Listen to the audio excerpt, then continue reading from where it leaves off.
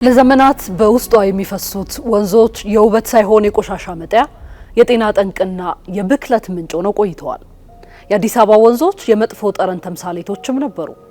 የችግሩ መክፋት አዲስ አበባን ማስዋብ አይቻልም፣ ወንዞቿም ከብክለት አይጸዱም የሚል ተስፋ ቢስነት እንዲነግስባቸውም አድርጓል። ጥያቄው ግን ነው፣ ሸገርን ማስዋብ አይቻልም የሚለውን የተስፋ ቢስነት ግንብ ሰብሮ ንጹህ አየር መተንፈስ በእርግጥ ይቻላል? ቆይታችን ይህን ይመልሰዋል።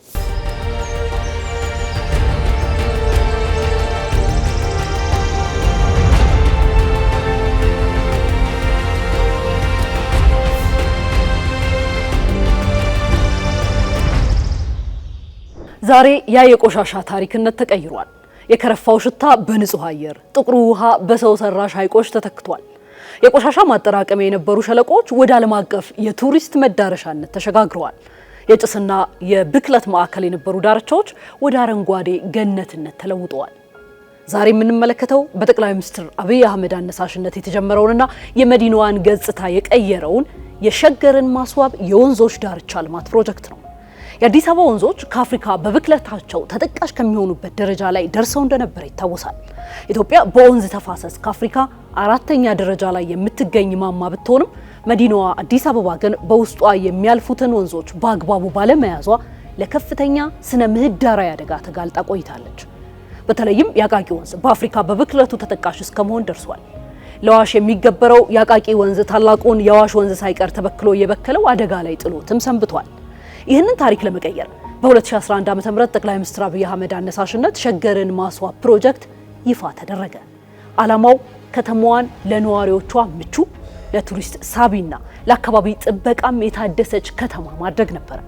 የተቀናጀ የአረንጓዴ ኢኮኖሚ ስትራቴጂ አካል የሆነው የሸገርን ማስዋብ ፕሮጀክት የፓርክ ግንባታዎች፣ የኮሪደር ልማቶች፣ ደን ተከላና የአካባቢ ጥበቃን አቀናጅቶ የያዘ ነው። አዲስ አበባን እንደ ስሟ ውብና ለኑሮ ተስማሚ የማድረግ ራዕይን ሰንቆ የተነሳው የሸገር ማስዋብ ፕሮጀክት በሁለት ዋና ዋና ምዕራፎች ተከፍሎ የተከናወነ ነው። እስኪ እንመልከታቸው። ከ5 ኪሎ እስከ ቦሌ ያለው የፕሮጀክቱ የመጀመሪያ ክፍል ስራ ከፍተኛ የዲፕሎማሲ ፋይዳ ያላቸው ስፍራዎችን ያካትታል። ከዚህም በተለይ በ4 ኪሎ አካባቢ የሚገኘውና ሰው ሰራሽ ሐይቅ ትላልቅ አዳራሾችንና የመዝናኛ ስፍራዎችን የያዘው የወዳጅነት አደባባይ ቀዳሚው ውጤት ነው።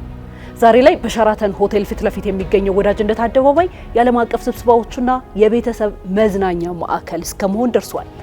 ከእንጦጦ ተራራ እስከ ቦሌ ድልድይ ያለው 12 ኪሎ ሜትር ርቀት የድንጋይ ንጣፍ፣ የአረንጓዴ ስፍራዎችና የቆሻሻ ማጣራ ጣቢያዎች ግንባታም የዚሁ አካል ናቸው። ታሪክን ከተፈጥሮ ጋር ያስተሳሰረው አንድነት ፓርክም እንዲሁ የብስክሌትና የእግር መንገድ የያዘውን የእንጦጦ ፓርክ የዚህ የመጀመሪያው ምዕራፍ ስኬቶች ተደርገው የሚቆጠሩ ናቸው። ሁለተኛው ምዕራፍ እንመልከት። ቀጣይነት ያለው ልማት ወደ ደቡብ አቅጣጫ የተዘረጋበት ነው። ይህም በርካታ ግዙፍ ግንባታዎችን አቅፏል። የዘመናዊነት መገለጫ የሆነው የሳይንስ ሙዚየም ግንባታና በዙሪያው ያሉ አረንጓዴ ስፍራዎች ልማትም የዚሁ ሁለተኛው ምዕራፍ ስራዎች አካል ናቸው። እስከ አቃቂ ቃሊቲ ድረስ የዘለቀው ይህ ልማት የኢንዱስትሪ ብክለትን ለመቆጣጠር ፋብሪካዎች ቆሻሻቸውን በቀጥታ ወደ ወንዝ እንዳይለቁ የሚያስገድድ የቴክኖሎጂ ዝርጋታ ላይ ትኩረት የተሰጠበትም ነው። በዚህም ቀደም ሲል ወደ ወንዙ ይፈሱ የነበሩ የፍሳሽ ማስወገጃዎች ተቋርጠው ወደ ማጣሪያ እንዲጓዙ ተደርጓል። በመቶዎች የሚቆጠሩ ህገወጥ የፍሳሽ መስመሮች ተገተው ወደ ማጣሪያ ጣቢያዎች እንዲዞሩ መደረጋቸው ፕሮጀክቱ ለአካባቢው ጥበቃ የሰጠውን ትኩረት ማሳያ ናቸው። በዚህ በሁለተኛው ምዕራፍ ቀበናና ግንፍሌን ጨምሮ በጠቅላላው 8 ወንዞች ላይ በሺዎች የሚቆጠሩ ሀገር በቀል ዛፎች ተተክለው ስነ ምህዳሩ እንዲያገግም በማድረግ ላይም እየተሰራ ነው። በፒኮክና በቀበና ወንዝ ዳርቻዎች ላይ ደግሞ መከለያ ግንቦች ተገንብተው የጎርፍ ስጋት ተወግዷል። በጠቅላላው ሁለተኛው ምዕራፍ 47 ኪሎ ሜትር የእግርና የብስክሌት መንገድ እንዲሁም 7 አዳዲስ ፓርኮችን ያካትታል። ልዩ የሚያደርገው ደግሞ የመጀመሪያዎቹ ምዕራፎች በውጭ ኩባንያዎች ቢሰሩም አሁን ያለው ሰፊ ማስፋፊያ በሀገር በቀል የኮንስትራክሽን አቅም የተከናወነ ነው።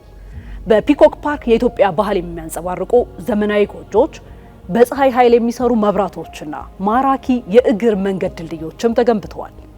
ለሱቆች፣ ለካፌዎችና ለጥበብ ማሳያ ጋላሪዎች የሚሆኑ ስፍራዎችም እንደዚሁ ተዘጋጅተዋል። ይህ ግዙፍ ፕሮጀክት ከ1.3 ትሪሊየን ብር በላይ ኢንቨስትመንት መሳብ የቻለ ነው። 70% የግል ባለ ሀብቶች ተሳትፎም ሸፍኖታል። ሸገርን ማስዋብ የአረንጓዴ አሻራ ፕሮጀክትንም ጭምር ያካተተ ነው። በሀገር አቀፍ ደረጃ የአረንጓዴ አሻራ ተጽዕኖን ጨምሮ የደን ሽፋኑ ከ17.2 በመቶ ወደ 23.6 በመቶ ያደገ ሲሆን በዚህ ለውጥ ውስጥ ታዲያ የወንዝ ዳር ልማት የራሱ አስተዋጽኦን አድርጓል። ሸገርን ማስዋብ የወንዝ ዳር ልማት አበርክቶ ስነ ምህዳራዊና ኢኮኖሚያዊ ብቻ አይደለም፣ ስነ ልቦናዊም ጭምር እንጂ። የቀበናና የፒኮክ ወንዝ ዳርቻ ልማቶች እንደሚያሳዩት የወንዝ ልማት ማለት ግንብ መገንባት ብቻ አይደለም። የፍሳሽ ቆሻሻን በመጥለፍ የወንዞችን የተፈጥሮ ሕይወት መመለስም ጭምር ነው። ዛሬ ወንዞች ከደለልና ከቆሻሻ ጸድተው ዳርቻዎቻቸውም በሀገር በቀል ዛፎች አጊጠው ለከተማዋ ሳንባ እየሆኑ ይገኛሉ። የልማት የአዲስ አበባን ወደ ቱሪስት መዳረሻነትም ቀይሯታል። ቀደም ሲል ለቱሪስቶች አዲስ አበባን እንደ መተላለፊያ ብቻ ይጠቀሙባት የነበረ ሲሆን አሁን ግን ለቀናቶች የሚቆዩባቸው መዳረሻዎችም ተፈጥረዋል። ይህ ደግሞ ለሺዎች የሚቆጠሩ ወጣቶች የስራ ዕድል እንዲያገኙ አድርጓል። ፕሮጀክቱ ትልቁ ስኬት በህዝብ ዘንድ የነበረውን አይቻልም የሚል የስነ ልቦና ስብራትን መጠገኑ ነው። በገበታ ለሀገርና በገበታ ለሸገር አማካኝነት የህዝብን አቅም በማስተባበር የተሰሩ ስራዎች ኢትዮጵያ የራሷን ችግር በራሷ አቅም መፍታት እንደምትችል ዳግም አረጋግጠዋል።